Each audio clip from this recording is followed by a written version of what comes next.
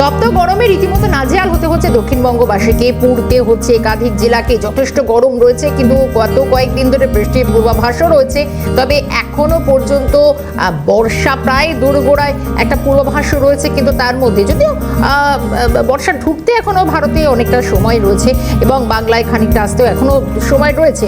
সব মিলিয়ে দক্ষিণবঙ্গে কিন্তু আগামী এই কয়েকটা দিন বৃষ্টির পূর্বাভাসও রয়েছে, ঝড় বৃষ্টির সম্ভাবনাও থাকছে।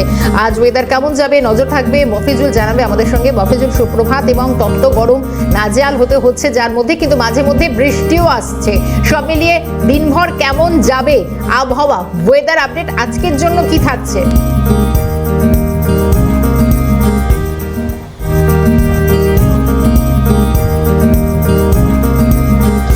দেখো, অবশ্যই সকালবেলা থেকে মাঝে মধ্যেই সূর্য তার কড়া চোখ নিয়ে উঁকি মারছে, আবার মাঝে মধ্যেই মেঘের আড়ালে ঢেকে যাচ্ছে। কারণ আকাশ রয়েছে আংশিক মেঘলা। আলিপুর আবহাওয়া দপ্তরের তরফ থেকে পূর্বাভাস এটাই বলা হয়েছে যে সারাদিন আকাশ আংশিকভাবে মেঘলা থাকবে এবং বৃষ্টিপাতের পূর্বাভাস রয়েছে।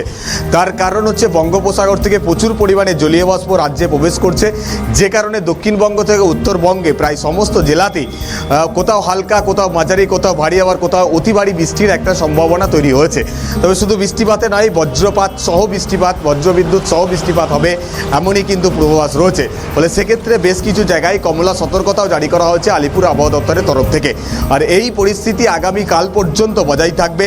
বৃষ্টিপাতের যে পূর্বাভাস সেটা কিন্তু বজায় থাকছে।